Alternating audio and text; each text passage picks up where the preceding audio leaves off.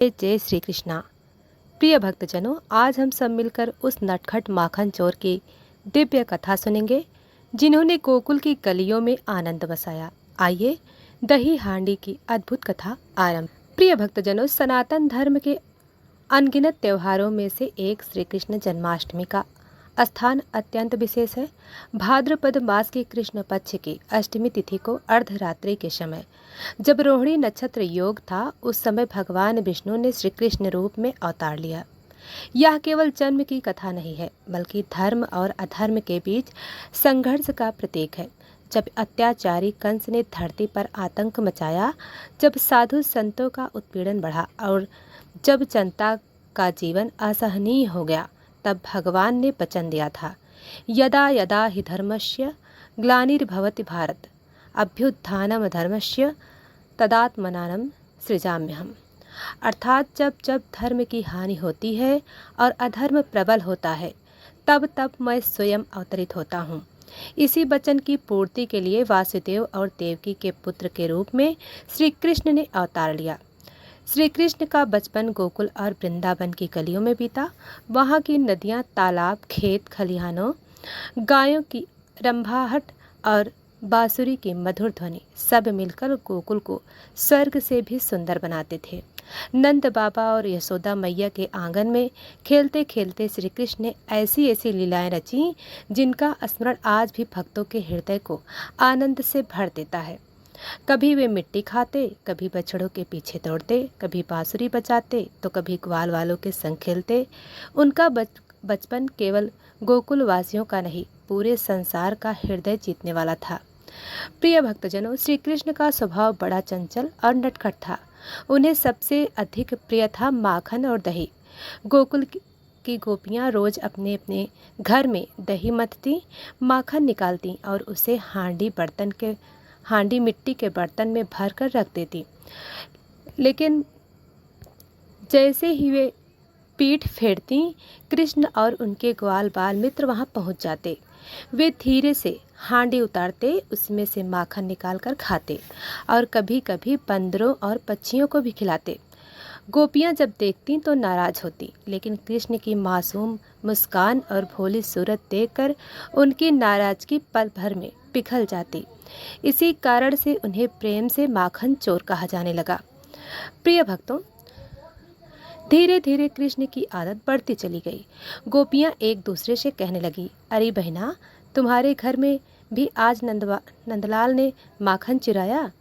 हाँ, मेरे घर में तो वह अपने दोस्तों के साथ आया था, सब मिलकर हांडी खाली कर गए। कभी कभी गोपियाँ एकजुट होकर नंद बाबा और यशोदा मैया के पास जाती और शिकायत करती, मैया, तुम्हारा लाल बड़ा नटखट है, वह हमारे घर में घुसकर दही और माखन चुरा लेता है, कभी कभी तो बर्तन भी तोड़ देता है। तुम इसे डांटो, नहीं तो यह पूरा गोकुल खाली कर देगा। यशोदा मैया हंसते हुए कहती हैं, अरे यह तो छोटा बच्चा है, बच्चों की यही तो शरारत है, तुम लोग इसे पकड़कर कभी डांट भी सकती हो। लेकिन जब वे स्वयं कृष्ण को बांधने की कोशिश करती तो भगवान अपनी दिव्य माया से रस्सी को छोटा कर देते। चाहे जितनी बड़ी रस्सी हो, वह कृष्ण की कमर तक पहुंच ही नहीं पाती। अब गोपियों ने सोचा, यह छोटा है लेकिन आसानी से हांडी उतार लेता है, चलो हम हांडी को ऊंचाई पर बांध देते हैं ताकि वह उसे छू भी ना सके। उन्होंने घर की छत से रस्सी लटकाई, उस पर मिट्टी की हांडी बांध दी, उसमें माखन दही भर दिया। अब हांडी इतनी ऊंचाई पर थी, एक छोटा बच्चा उसे आसानी से नहीं पा सकता था। प्रिय भक्तजनों, गोपियाँ मन ही मन प्रसन्न हुई। देखते हैं अब यह नटखट कान्हा कैसे हांडी तक पहुँचता है। जब कृष्ण आए और देखा कि माखन वाली हांडी ऊपर लटकी हुई है, तो पहले तो वे कुछ देर चुप रहे, फिर अपने दोस्तों से बोले, अरे यह गोपियाँ सोचती हैं कि मैं छोटा हूँ, इसलिए हांडी तक नहीं पहुँच सकता, पर हम सब मिलकर इसे भी तोड़ देंगे। ग्वाल बाल बोले, कैसे, यह तो बहुत ऊंचाई पर है। तब कृष्ण ने कहा, हम सब मिलकर पिरामिड बनाएंगे। सबसे नीचे कुछ मित्र खड़े होंगे, उनके ऊपर और सबसे ऊपर मैं चढ़ूँगा, फिर मैं हांडी तोड़ दूँगा। सभी मित्र खुशी से मान गए। ग्वाल बालों ने वैसा ही किया। कुछ मित्र नीचे मजबूती से खड़े हो गए, उनके कंधों पर कुछ और मित्र चढ़ गए। फिर तीसरी परत बनी, अंत में सबसे ऊपर छोटे से कान्हा चढ़े। सारा गोकुल यह दृश्य देखकर आनंद से झूम उठा। गोपियां भी छुपकर यह दृश्य देख रही थीं और सोच रही थीं, अरे यह तो बड़ा चतुर है। जैसे ही श्री कृष्ण ऊपर पहुँचे, उन्होंने मुस्कुराते हुए हांडी की ओर हाथ बढ़ाया। हांडी फूटी और माखन दही चारों ओर बिखर गया। ग्वाल बालों ने तालियां बजाई। कृष्ण ने हाथ भर भर कर माखन खाया और सबको खिलाया। गोपियां भी नाराज होने के बजाय इस लीला पर मोहित हो गईं। यही लीला आगे चलकर दही हांडी के उत्सव के रूप में प्रचलित हुई। प्रिय भक्तजनों, श्री कृष्ण की प्रत्येक लीला केवल खेल तमाशा नहीं है, बल्कि उनके भीतर गहरे धार्मिक आध्यात्मिक अर्थ छिपे हैं। नंबर 1, हांडी जीवन।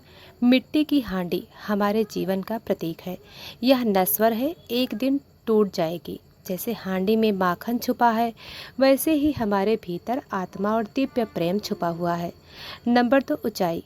ऊंचाई पर लटकाई हांडी जीवन की कठिनाइयाँ। जैसे गोपियों ने हांडी ऊंचाई पर बांधी, वैसे ही जीवन में भी सुख सफलता ऊंचाई पर दिखाई देती है। उसे पाने के लिए संघर्ष और साहस चाहिए। Number 3, pyramid. मानव पिरामिड। सहयोग और एकता। अकेला व्यक्ति ऊपर नहीं पहुंच सकता, पर जब सब मिलकर प्रयास करें तो असंभव भी संभव हो जाता है। यही कारण है कि दही हांडी में टोली बनाकर हांडी तोड़ी जाती है। नंबर 4, माखन। प्रेम और आनंद। माखन शुद्ध, सफ़ेद और मधुर होता है। यह भक्ति और सच्चे प्रेम का प्रतीक है। जो भक्ति से प्रयास करता है वही ईश्वर के प्रेम का स्वाद चखता है। प्रिय भक्तजनों, गोकुल की गलियों में जो बाल लीला शुरू हुई, वही धीरे धीरे परंपरा बन गई। हर साल जन्माष्टमी के अगले दिन बच्चे युवा मिलकर दही हांडी तोड़ते। समय के साथ यह परंपरा केवल गोकुल तक सीमित नहीं रही। मथुरा, वृंदावन, द्वारिका और महाराष्ट्र, यहाँ तक कि हर जगह फैल गया। महाराष्ट्र में इसे विशेष रूप से गोविंदा उत्सव कहा जाता है। हजारों युवाओं की टीमें गोविंदा पथक इसे खेल और भक्ति दोनों भाव से निभाती हैं। प्रिय भक्तों, आज दही हांडी केवल धार्मिक ही नहीं बल्कि सामाजिक और सांस्कृतिक उत्सव भी बन चुका है। महाराष्ट्र की गलियों में गोविंदा आला रे नारे गूंजते हैं। ऊंचाई पर बंधी हांडियाँ 20-30 फीट तक होती हैं। टोली बनाकर मानव पिरामिड बनाया जाता है। सबसे ऊपर चढ़ा बालक गोविंदा हांडी फोड़ता है। नीचे हजारों लोग तालियां बजाकर जय जयकार करते हैं। यह दृश्य गोकुल की उसी आनंदमयी लीला की झलक दिखता है। प्रिय भक्तों, जैसे ग्वाल बालों ने मिलकर कान्हा को ऊपर पहुंचाया, वैसे ही जीवन में एकता से सब कार्य पूरे होते हैं। ऊंचाई तक पहुंचने के लिए साहस चाहिए, गिरने का डर नहीं होना चाहिए।